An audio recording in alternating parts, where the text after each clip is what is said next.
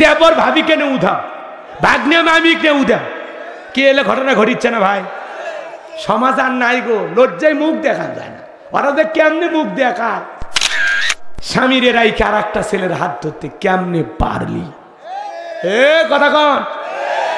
হ্যাঁ, স্বামী পিঠায় গাঁজারু মাদারু নির্যাতন করে, জুলুম করে, খালি মারে, কষ্ট দেয়, সহ্য করা যায় না, অতিষ্ঠ হয় না, তাহলে ভিন্ন কথা।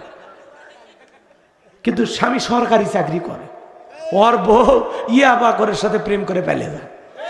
এটা কথা হলো? এটা কথা হলো? তোদের রুচি এত খারাপ। হ্যাঁ, 2 বাচ্চার মা, বিয়ের দাবিতে আর একটা ছেলের বাড়ি। কে কি হয়েছে? আমার সাথে প্রেম করছে। তো তোমার বিয়ে হয়নি? কয় হয়েছে। বাচ্চা কয় আছে 2টা। তারপরে একটা ও বিয়ে ছিল, তোমার বিয়ে করবে কেন? তাহলে বলতেছে আমার সাথে কেন স্বামী স্ত্রীর মতো সময় কাটালো বলেন। আচ্ছা, এই কথাটা মুখ দিয়ে বলতে তো লজ্জা লাগেনি? এই নারী, তো লজ্জা লাগেনি? তোর ভিতরে লজ্জা নাই? কেমনে পারিস এই কথা বলতে? যেই ছেলে আমাকে বিবাহের প্রলোভন দেখায় একাধিকবার, তোর মুখে আটকায় না? একটা ছেলে চেনা না জানা না, 2 দিনের পরিচয়, তার কাছে জীবনের সবটুকু দিয়ে দিলি, তোর লজ্জা নাই? নিজের এত সস্তা মনে করিস? বেহায়া, অসভ্য, নোংরা চরিত্রের নারী। কথা বল, খালি কেউ আর দোষ, তোদের দোষ নাই রে যুবক। কেমনে পারিস? একটা মেয়ের বাচ্চা হয়েছে, ওই মেয়ের দিকে কেমনে পারিস নজর দিতে? ওটা যদি তোর বোন হইতো পারতিস? বেয়াদব ছেলে কোথাকার। মানুষ হ, তোরা মানুষ হ, চরিত্র এত নিচে নামাস না। কত মেয়ে স্বামী পরিত্যক্তা হয়ে বিধবা অসহায় পড়ে আছে, যা বিয়ে কর। কথা কয় না কেন? তোর পিড়িতের এত পিনি করছে, আব্বারে বিয়ে দিত। তুই একটা পাশের বাড়ি ভাবির সাথে পরকীয়া প্রেম করিস, মামির সাথে কি শুরু করছিস তোরা? কথা কয় না গো? দেবর ভাবিকে নে উধা, ভাগ্নে মামিকে উধা, কে এলে ঘটনা ঘটিচ্ছে না ভাই? সমাজ আর নাই গো, লজ্জায় মুখ দেখা যায় না। ওরা যে কেমনে মুখ দেখায়? খালি পুরুষের দোষ না, নারীরও দোষ আছে, পুরুষেরও দোষ আছে। এক হাতে তালি বাজে না, 2 হাতই লাগে, 2 জনের সমান অপরাধ। তবে যেই নারীর বিয়ে হয়েছে, বাচ্চা আছে, ওই নারীর বেশি অপরাধ। তোর স্বামী থাকতে আর একটা ছেলের দিকে কেমনে নজর যায়? তোর নজর এত খারাপ কে? বিয়ে করনি যারা যুবক, যেই রুমে ঘুমায় পুরোটা রুম নায়িকাদের ছবি দিয়ে ভরানো, দেশি বিদেশি সব নায়িকাদের ছবি ঘরের ভিতর সাজায় রাখছে। কথা কয় না গো? ঘুমানোর আগে নায়িকাদের ছবি দেখা নফল মনে করে। এইটা ভাবিয়া ঘুমানোর আগে একবার দেখার বলে, আরে এই নায়িকার মতো বউ যদি ভাইতাম, জীবনটা ধন্য হয়ে যেত। ঘুমের ঘরে দেখেন ওই নায়িকা ওর বুকের ওপর। কথা কর নাকি আপনারা? স্বপ্ন তো স্বপ্ন। আপনাদের অবশ্য যশোরের ছেলে পেলে ভালো, এরা খারাপ না। বিয়ের আগেই বান্ধবীর হাত ধরে পার্কে ঘোরাঘুরি করে, এরকম ছেলে আপনাদের এলাকায় নাই তো? হ্যাঁ, কফি শপে বৈশা কফি খায়, ডাব কিনা বান্ধবী বলে, ধরো ডাব তুমি খাও, তোমার শরীর দিন দিন কেমন জানি হয়ে যাচ্ছে, ডাব খাও। বান্ধবী পাইপ লাগায় ডাব খায়, এই ছেলে আবার বান্ধবীর মুখে পাইপ লাগায় খায়।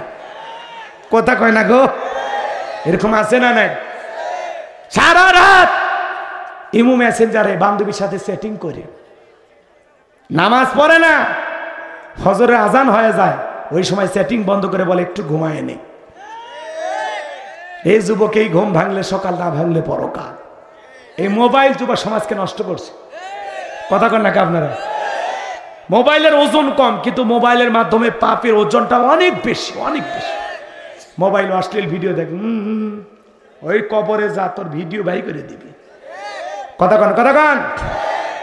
দেশে মোবাইল আইছে, চিঠি বন্ধ হইয়াছে, দিওয়ানা বানাইছে, পোলা মাইয়ার মনের কথা ভাসে বাতাসে। বলবো বলবো? দেশে মোবাইল আইছে, বলবো বলবো? রাগ করবেন না তো? এ যুবক চলবে, সে ঠান্ডা পড়ছে থাকতে পারতেছে না অনেক। এই যে আইসে গেছে, ওই আয়াতের ওয়াজ 10 মিনিট করুন, দেখি বাদশার ঘটনা কত দূর বলা যায়, তারপরে আমরা শেষ করে দেবো ইনশাল্লাহ। ওই আয়াতের ওয়াজ 10টা মিনিট শুনে যান, ভাল লাগবে ইনশাল্লাহ।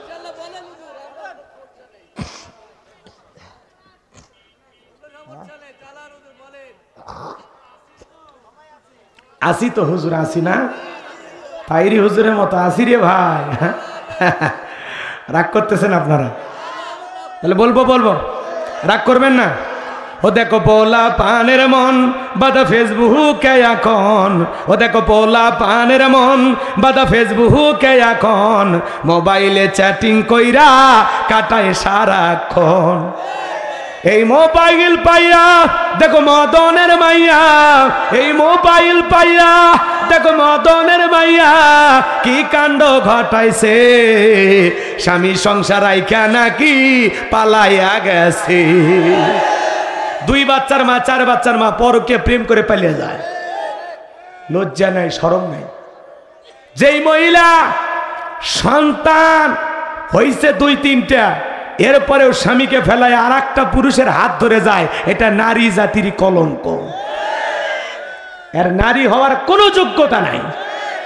কেমনে পারলি রে পাশানি স্বামীর রাইকে আর একটা ছেলের হাত ধরতে, কেমনে পারলি? এ কথা কন। হ্যাঁ, স্বামী পিঠায় গাঁজারু মাদারু নির্যাতন করে, জুলুম করে, খালি মারে, কষ্ট দেয়, সহ্য করা যায় না, অতিষ্ঠ হয় না, তাহলে ভিন্ন কথা। কিন্তু স্বামী সরকারি চাকরি করে, ওর বউ ইয়াবা করে সাথে প্রেম করে পালিয়ে যায়, এটা কথা হলো? এটা কথা হলো? তোদের রুচি এত খারাপ। হ্যাঁ, 2 বাচ্চার মা বিয়ের দাবিতে আর একটা ছেলের বাড়ি। কি হয়েছে? আমার সাথে প্রেম করছে। তো তোমার বিয়ে হয়নি? কয় হয়েছে। বাচ্চা কয় আছে 2টা। তারপরে একটা ও বিয়ে ছিল, তোমার বিয়ে করবে কেন? তাহলে বলতেছে আমার সাথে কেন স্বামী স্ত্রীর মতো সময় কাটালো বলেন। আচ্ছা, এই কথাটা মুখ দিয়ে বলতে তো লজ্জা লাগেনি?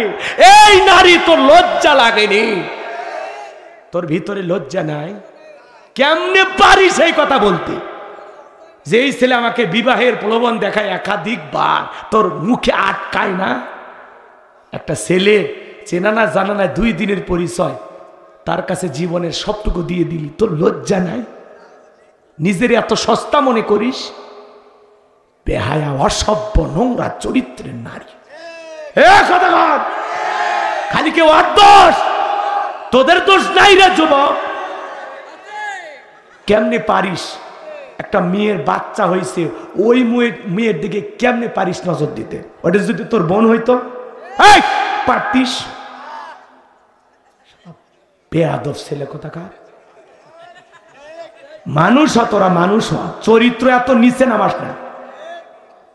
কত মেয়ে স্বামী পরিত্যক্তা হয়ে বিধবা অসহায় পড়ে আছে, যা বিয়ে কর। কথা কয় না কেন? তোর পিড়িতের এত পিনি করছে, আব্বারে বিয়ে দিতে। তুই একটা পাশের বাড়ি ভাবির সাথে পরকীয়া প্রেম করিস, মামির সাথে কি শুরু করছিস তোরা? কথা কয় না গো?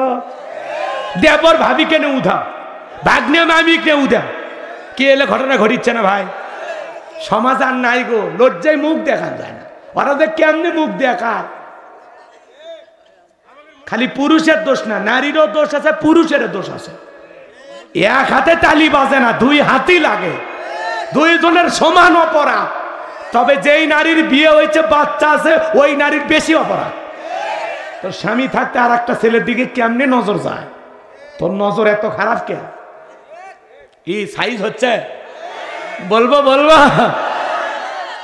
রাগ করবেন না। ওদেশে টিকটক আসিয়া সব গেল ভাসিয়া, ওদেশে টিকটক আসিয়া সব গেল ভাসিয়া, সিদ্দিক সোরা নায়ক হইছে আইডি খুলিয়া। এই মোবাইলে হাই কি জাদু আছে ভাই, এই মোবাইলে হাই কি জাদু আছে ভাই, পোলা পান বই যাচ্ছে, পড়ালেখা তুইলা রাখছে সপ্তম আকাশে। পড়াশুনে নেই, খালি মোবাইলে পড়ে থাকে। এই যুবক, তোদের পায়ে হাত দে। আজ 2টা পা, আমি মুসাফির, তোদের পা ধরলাম।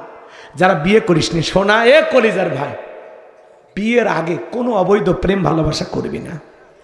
ওয়াল্লাযীনা হুম লিফুরুজিহিম হাফিজুন, আল্লাহ বলেন মুমিন তোমার যৌবনটাকে সংযত রাখো, নিজের যৌবনটাকে কন্ট্রোল করো, নিজের যৌবনটাকে হেফাজত করো। মুমিনের যৌবন হোটেলে পার্কে বিক্রি হবে না।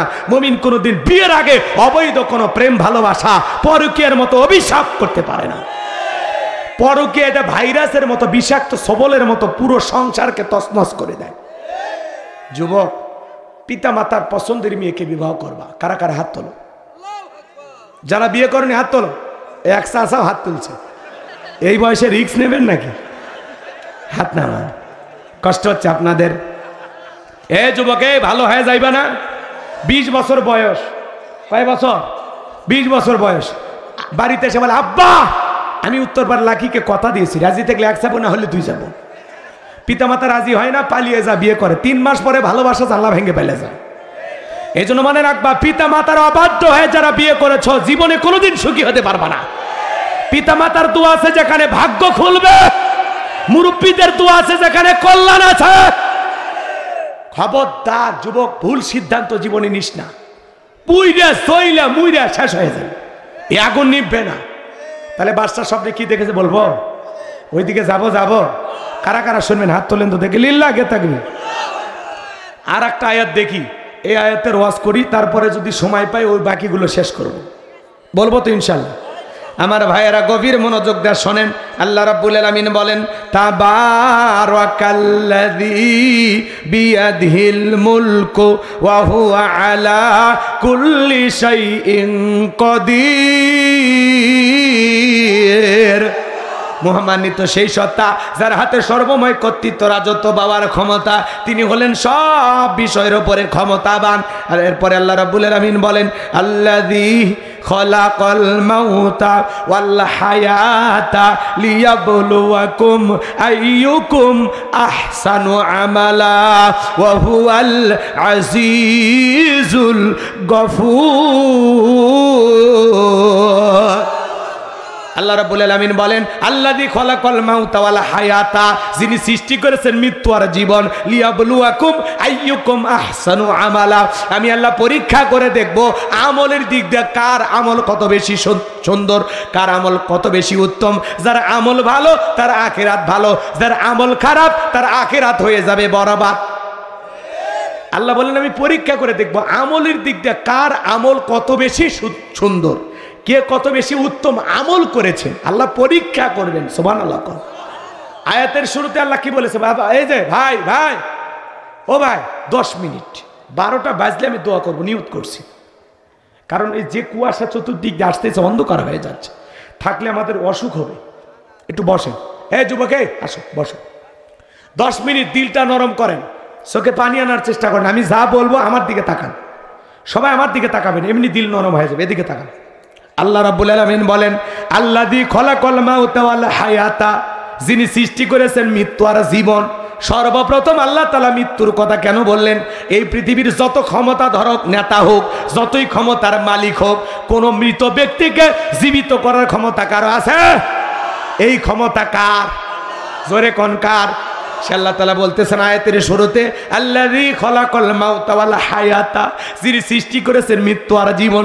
সর্বপ্রথম আল্লাহ তাআলা মৃত্যুর কথা কেন বললেন? বাজান গো আমার, এই দুনিয়াতে আসার একটা সিরিয়াল আছে, যাওয়ার কিন্তু কোনো সিরিয়াল নাই।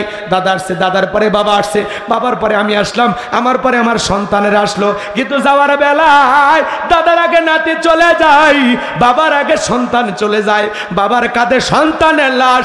এটা দুনিয়ার সব চাইতে ভারী বোঝা।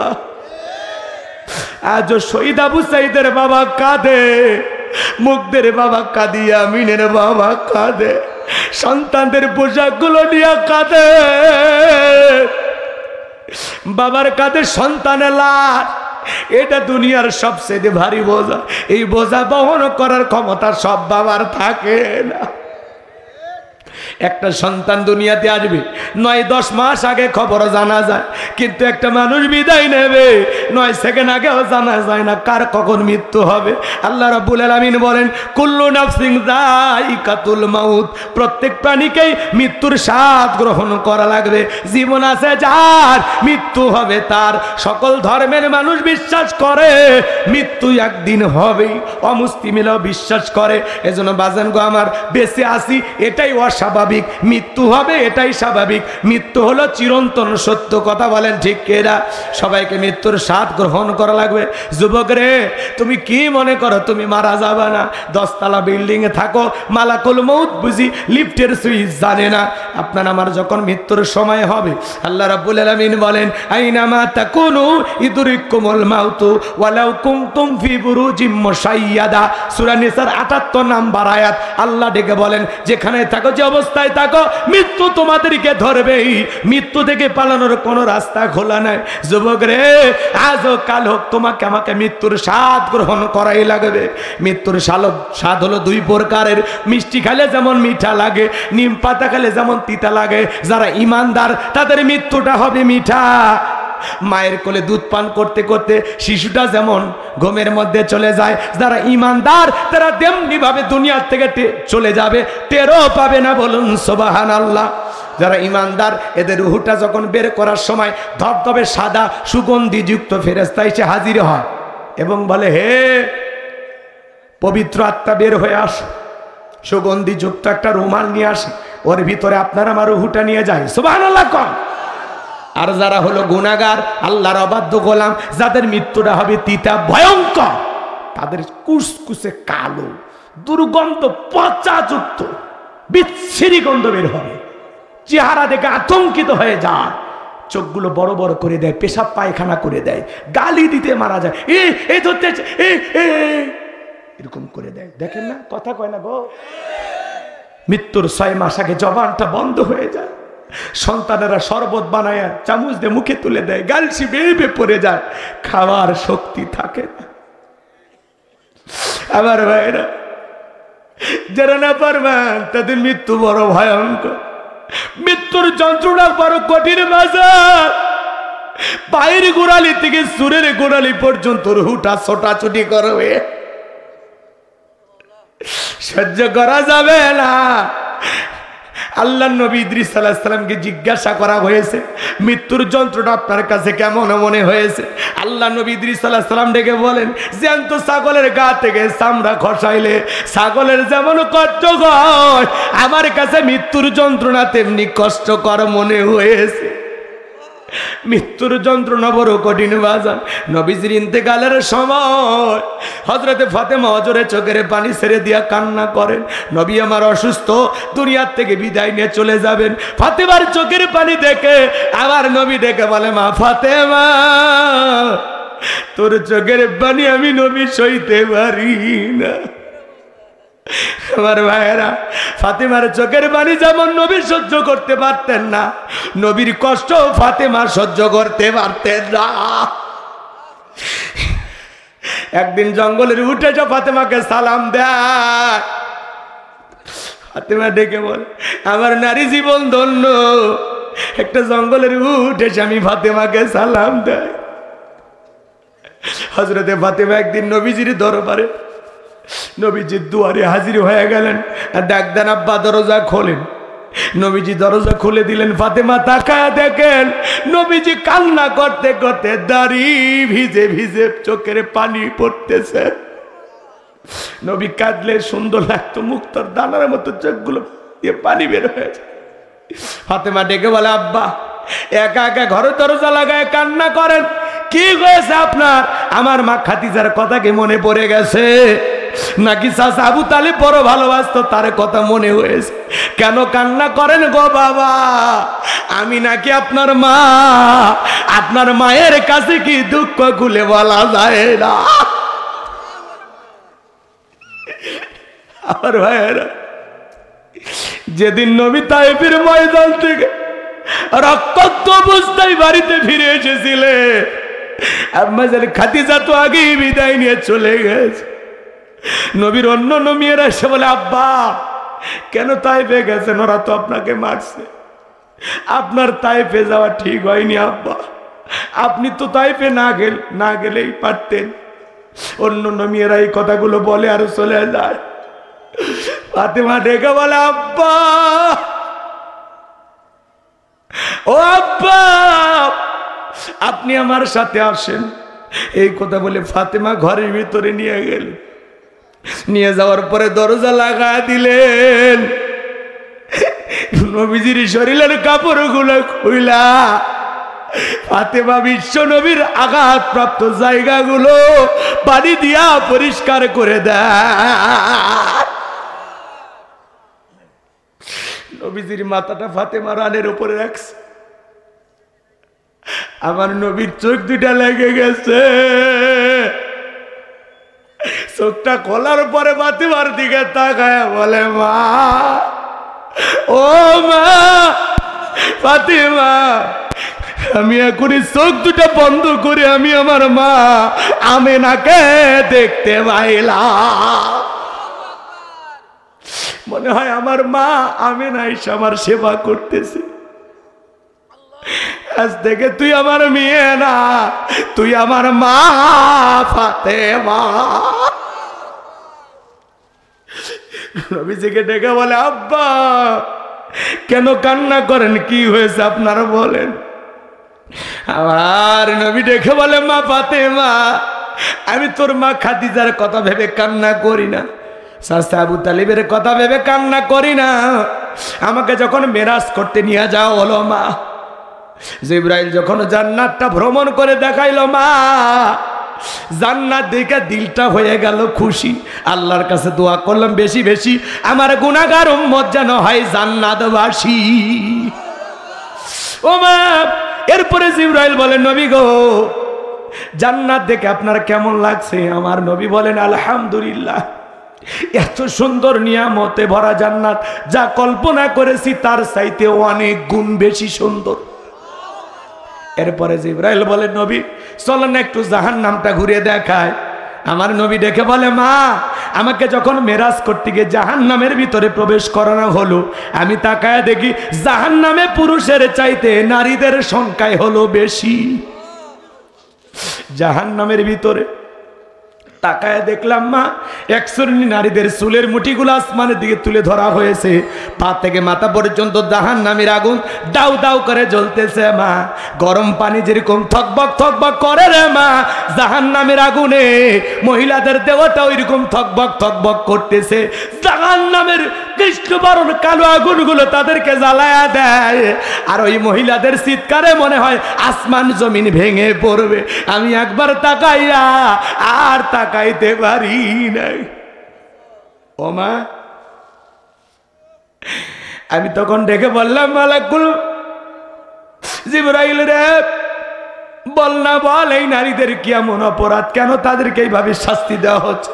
জিবরাইল বলেন, নবী গো, এই সমস্ত নারী তো তারাই যারা দুনিয়াতে মাথায় কাপড় দিত না, বেপরদায় চলাফেরা করত, স্বামীর কৃতজ্ঞতা প্রকাশ করত না, স্বামীকে টাইম দিত না। নারীরা দুইটা অপরাধে জাহান্নামে যাবে, একটা পর্দা আর একটা স্বামীর নাশুকরি। ডেকে বলেন, আব্বা, এই যদি হয় জাহান্নামী নারীদের শাস্তি, আমি ফাতেমা আজ থেকে আরো বেশি পর্দার গুরুত্ব বাড়াইয়া দিব। ও যশোরের মা বোনেরা, ফাতেমা যদি জাহান্নামী নারীদের শাস্তির কথা শুনে পর্দার গুরুত্ব আর বাড়াইতে চায়, মা, আপনাদের কি পর্দা করার দরকার নেই? হযরতে ফাতেমা যেদিন দুনিয়ার জমিন থেকে বিদায় নিয়ে যাবেন, মৃত্যুর আগেও পর্দার কথা ভুলে যান নাই। আল্লাহু আকবার।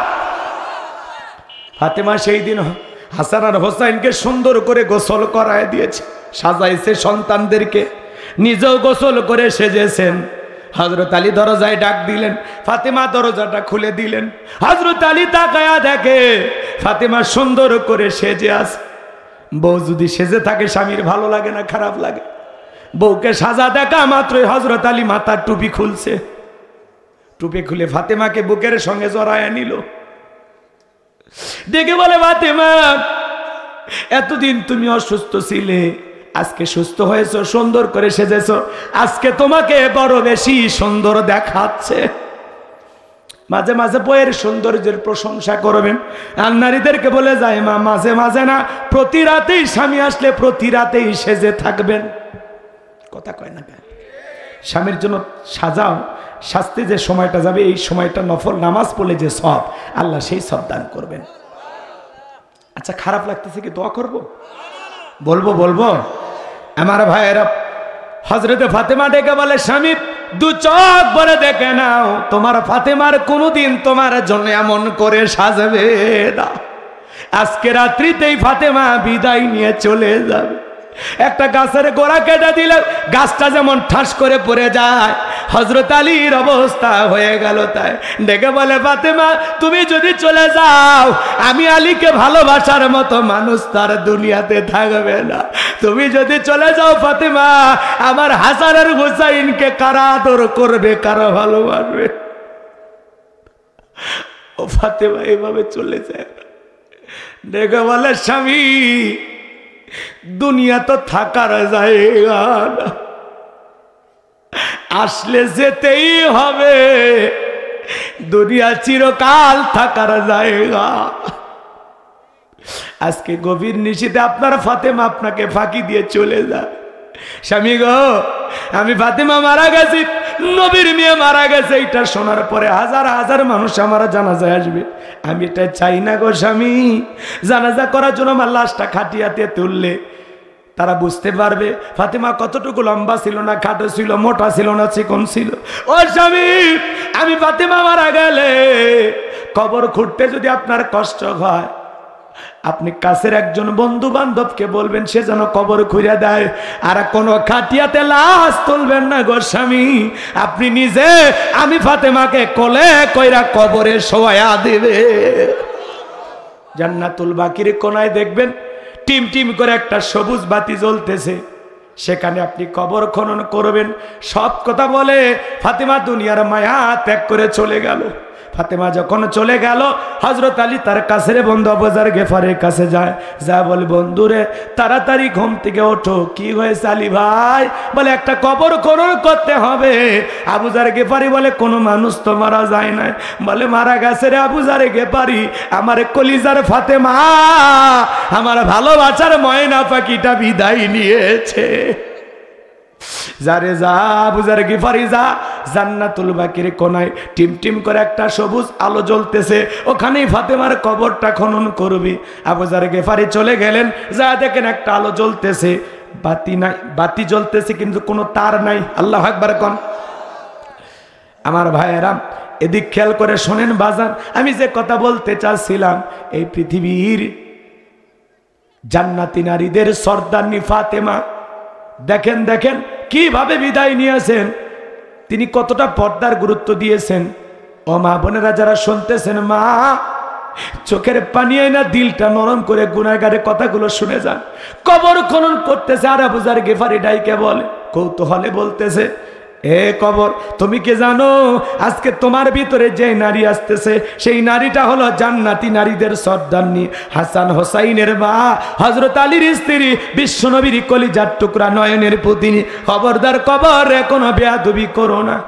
অদৃশ্য একটা আওয়াজ আসে, হে আবু যর গিফারি, আমি নবীর মেয়ে ফাতেমাকে চিনি না, হাসান হোসাইনের মাকে চিনি না, আমি কবর চিনি। নেক আমল, যার আমল ভালো আছে, আমি কবর তার সাথে ভালো ব্যবহার করব। এই কথা শুনে আবু যর গিফারি কবর খনন করা বাদ দিয়ে চলে গেল। আমার ভাইয়েরা, হযরত আলী রাদিয়াল্লাহু তাআলা আনহু ফাতেমা যখন ইন্তিকাল করে বিদায় নিয়ে চলে গেছেন, গভীর নিশীথে ফাতেমাকে কোলে কইরা নিয়া ওখানে যা দেখলেন কবর খনন করা কিছুটা বাকি আছে। খনন করার পরে আবু যর গিফারি নাম ধরে ডাক দেয়, কিন্তু কেউ নাই। হযরত আলী কবরে শোয়া দিলেন। যখন সুন্দর করে কবরটা দেওয়া হয়ে গেল, মুহূর্তের মধ্যে তাকায়া দেখে কবরটা অদৃশ্য হয়ে গেছে, আর কোনো কবর দেখা যায় না, মনে হয় সব পুরাতন কবর। চিৎকারে মেরে বলুন আল্লাহু আকবার। ফাতেমার কবরটা আল্লাহ তাআলা সারা জীবনের জন্য পর্দা করে দিয়েছে। নবীজি ডেকে বলে, মা তোর চোখের পানি আমার সহ্য হয় না, মাই আমার কাছে আয়। নবীজি কানে কানে কি জানো বললেন, ফাতেমার কান্না বন্ধ হয়ে গেল। কষ্ট হয় আপনাদের? আম্মা জান আয়েশা জিজ্ঞাসা করে, মা কি বলেছে তোমার আব্বা জান? ডেকে বলে, মা আমার আব্বা জান বলেছেন বাবার ইন্তিকালের পরে সর্বপ্রথম বাবার সাথে আমার সাক্ষাৎ হবে, বোঝার বাকি নাই, বাবা চলে গেলে দুনিয়ার জমিনে বেশি দিন আমাকে থাকা লাগবে না। আল্লাহু আকবার। জিবরাইল আসলেন আসমান থেকে, ডেকে বলেন, আসসালামু আলাইকুম ইয়া রাসূলুল্লাহ, ইয়া হাবিবাল্লাহ, হুজুর আল্লাহ তাআলা আপনার শরীরের অবস্থা জানতে চেয়েছেন, জানার পরে আল্লাহ জানতে চায়। নবী আমার ডেকে বলে, জিবরাইল আগের চাইতে অনেকটা ভালো আছে আলহামদুলিল্লাহ। কিছু সময় পরে আবারও জিবরাইল আসলেন, ডেকে বলেন, নবী গো আজকে শুধু আসমান থেকে আমি একা আসি নাই, আর একজন ফেরেশতা এসেছেন যার নাম হলো মালাকুল মউত, যার নাম হলো আজরাইল, আপনার অনুমতির অপেক্ষায় আছে। নবী গো যেই মালাকুল মউত দুনিয়ার কারো বাড়িতে ঢোকার অনুমতি চায় না, আপনার অনুমতির অপেক্ষায় দাঁড়িয়ে আছে। নবীজি অনুমতি দিলেন, মালাকুল মউত ভিতরে প্রবেশ করলেন, নবীজিকে সালাম দিলেন, আসসালামু আলাইকুম ইয়া রাসূলুল্লাহ, ইয়া হাবিবাল্লাহ, হুজুর নবী গো আপনি যদি অনুমতি দেন তাহলে আপনার রূহটা আমি বের করব, আর আপনি যদি অনুমতি না দেন গো নবী, আমার আল্লাহ বলেছে এক মুহূর্ত দেরি করবি না, আমার বন্ধুর যতদিন মনে চায় ততদিন আমার বন্ধু দুনিয়াতে থাকবে। জিবরাইল বলেন, নবী আল্লাহ তাআলা আপনার দিদারের ইন্তজাম করতেছেন। আমার নবী বলে, মালাকুল মউত আর কি কোনোদিন তুমি আসবা না? বলে, যেহেতু নবী জীবন আপনার আছে, মৃত্যু তো একদিন হবে, আল্লাহ যেদিন আবার অর্ডার দিবেন আমি সেই দিন আসবো। আমার নবী বলে, মালাকুল মউত আর আসতে হবে না, আমি তোমাকে অনুমতি দিলাম, তুমি আমার রূহটা বের করতে পারো। নবীজি যখন অনুমতি দিলেন বাজার, নবীজির রূহটা বের করার জন্য যখন মালাকুল মউত বিশ্ব নবীর বুকের উপরে হাত রেখে দিয়েছেন, হাতের এত ওজন, আমার নবী চোখের পানি ছেড়ে দিয়ে কান্দে আর দেখে বলে, মালাকুল মউত রে সহ্য করতে পারি না, তাড়াতাড়ি বুকের ওপর থেকে হাত নামায় না, হাতটা চড়ায় নে, মালাকুল মউত সহ্য করতে পারি না, হাত চড়ায় নে, সরায়। দুই চোখ বেয়ে বেয়ে পানিগুলো পড়তেছে। আমার নবী বলে, মালাকুল মউত এই যদি হয় মৃত্যুর যন্ত্রণা আমার উম্মতেরা সহ্য করতে পারবে না। মৃত্যুর আগে উম্মতের কথা বলে না, কেমন দরদের নবী পাইছি, কোন সুবহানাল্লাহ। মালাকুল মউত ডেকে বলে, নবী বিশ্বাস করেন আমার আল্লাহ আমাকে বারবার বলেছেন, হে মালাকুল মউত জীবনে তোরে কোনোদিন বলি না, আজকে এমন একটা মানুষের রূহ নিতে যাবি যেই মানুষটাকে আমি আল্লাহ বড় ভালোবাসি, খবরদার মালাকুল মউত আমার বন্ধুর যেন কষ্ট না হয়। বিশ্বাস করেন নবী, এই দুনিয়ার সবচাইতে কম কষ্ট দিয়া আপনার রূহটা বের করে আমি চেষ্টা করতেছি। আমার নবী বলে, মালাকুল মউত এই যদি হয় দুনিয়ার সবচাইতে কম কষ্ট আমার উম্মতের সহ্য করতে পারবে না, আমার কথা দে আমার উম্মতকে কষ্ট দিবি না। মালাকুল মউত ডেকে বলে, নবী আপনার উম্মতের মধ্যে যারা আপনার রেখে যাওয়া আদর্শ মোতাবেক চলবে, ও নবী আল্লাহর বিধান মোতাবেক চলবে, নবী কথা দিলাম তাদের রূহটা বের করার সময় আমি ইহসান করব, দয়া করব।